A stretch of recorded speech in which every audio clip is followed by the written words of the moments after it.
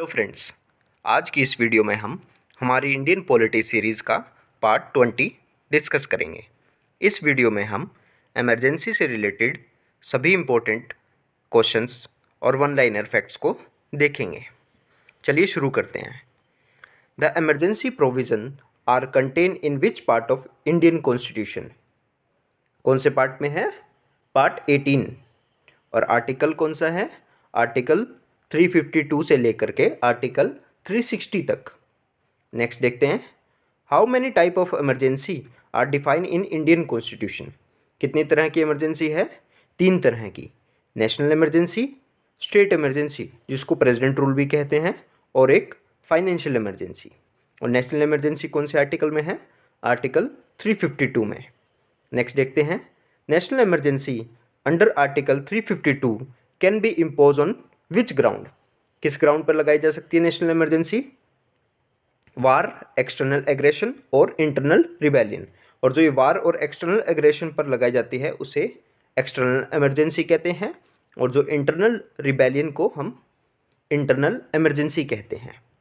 Next देखते हैं, approval for the proclamation of national emergency by both house of the parliament is done by which majority? जो emergency राष्ट्रपति घोषित करते हैं नेशनल इमरजेंसी, इसको पार्लियामेंट से पास करवाना पड़ता है और उसके लिए 1 महीने का समय मिलता है। और किस मेजोरिटी से पास करवाते हैं? स्पेशल मेजोरिटी से। नेक्स्ट देखते हैं, how can national emergency be revoke? भी नेशनल इमरजेंसी को ख़त्म कैसे करते हैं? प्रेसिडेंट किसी भी समय नेशनल इमरजेंसी को ख़त्म कर सकते हैं, या फिर लोकसभा से सिंपल मेजोरिटी से एक रेजोल्यूशन पास करके नेशनल इमरजेंसी को ख़त्म किया जा सकता है। ध्यान रखिएगा, अगर नेशनल इमरजेंसी लगानी है तो राज्यसभा लोकसभा दोनों में स्पेशल मेजोरिटी से रेजोल्यूशन को पास करना ज़रूरी है, लेकिन ख़त्म करनी है तो लोकसभा में केवल सिंपल मेजोरिटी से नेशनल इमरजेंसी को ख़त्म किया जा सकता है। नेक्स्ट देखते हैं, the law made by parliament on any state subject during national emergency remain in force for how many period? भाई जो राज्यों की सूची है शेड्यूल 7 के अंदर, उसमें अगर किसी सब्जेक्ट पर पार्लियामेंट कोई लॉ बनाती है नेशनल इमरजेंसी के समय, तो वह लॉ कितने समय के लिए रहेगा इमरजेंसी ख़त्म होने के बाद? केवल 6 महीने के लिए। नेक्स्ट देखते हैं, which fundamental right can not be suspend by the president even during the national emergency? कौन सा फंडामेंटल राइट नहीं सस्पेंड किए जा सकते? आर्टिकल 20 और आर्टिकल 21। और ये प्रोविज़न कौन से आर्टिकल में है? आर्टिकल 359 में। नेक्स्ट देखते हैं, for what duration the life of Lok Sabha can be extend by the law of parliament during national emergency? भाई लोकसभा 5 साल के लिए होती है, लेकिन उसको अगर इमरजेंसी लगी है तो लोकसभा की ड्यूरेशन को बढ़ा सकते हैं। कितने समय के लिए? 1 साल के लिए। कब? नेशनल इमरजेंसी के समय। ठीक है, नेक्स्ट क्वेश्चन देखते हैं, which article deals with the suspension of fundamental right during national emergency? कौन से आर्टिकल हैं जो फंडामेंटल राइट के सस्पेंशन से रिलेटेड डील करते हैं? आर्टिकल 358। इसमें तो कहते हैं कि आर्टिकल 358 के अंदर कहा जाता है कि आर्टिकल 19 जो हमारा फंडामेंटल राइट है वो ऑटोमेटिकली सस्पेंड हो जाएगा। और आर्टिकल 359 क्या कहता है?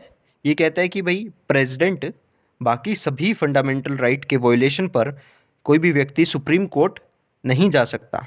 ये प्रोविज़न को, जब तक नेशनल इमरजेंसी है, ये प्रोविज़न रोक दिया जाता है कि भाई अपने फंडामेंटल राइट के वॉयलेशन के लिए कोई सुप्रीम कोर्ट या हाई कोर्ट नहीं जा सकता।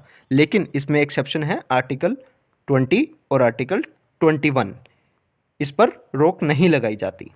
नेक्स्ट देखते हैं, with in what duration the parliament must approve the proclamation of state emergency? जो प्रेसिडेंट रूल लगा होता है उसको अप्रूव करने के लिए पार्लियामेंट के पास कितना टाइम है? 2 महीने के अंदर अंदर उसे अप्रूव करना होता है, और नेशनल इमरजेंसी के लिए 1 महीना। नेक्स्ट देखते हैं, which article deal with suspension of fundamental rights under article 19 during national emergency? तो क्या होगा इसका आंसर? आर्टिकल 358।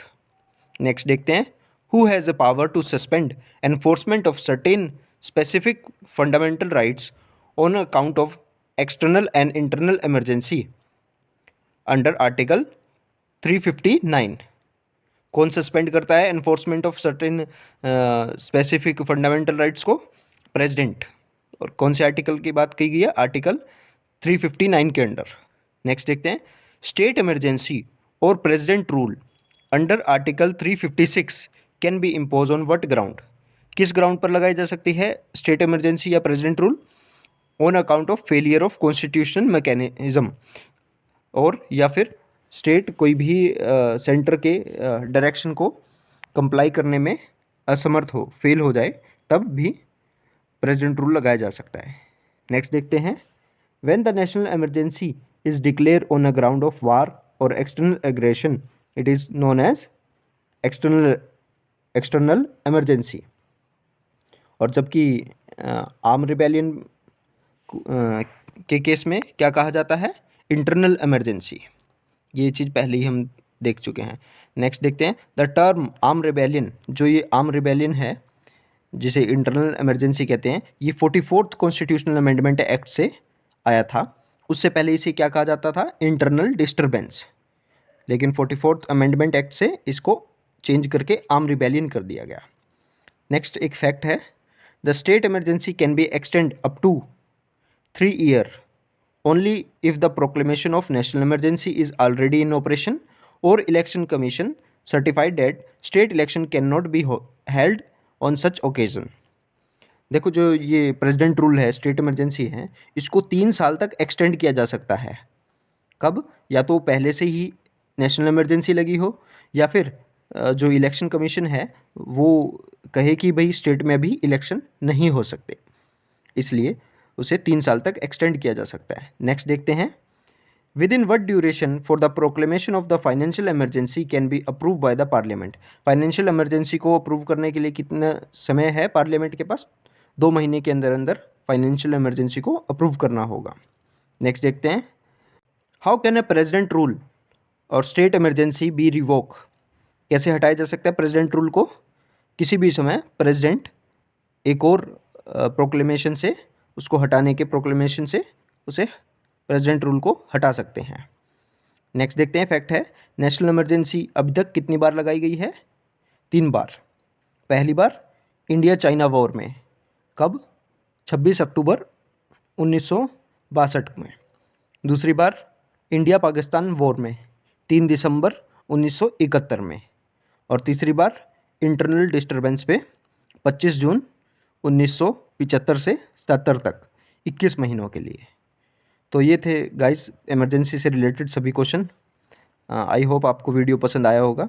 पीडीएफ के लिए टेलीग्राम चैनल को ज्वाइन कर लीजिए और नेक्स्ट पार्ट के लिए चैनल को सब्सक्राइब कीजिए और इस वीडियो को लाइक कीजिए। Thank you.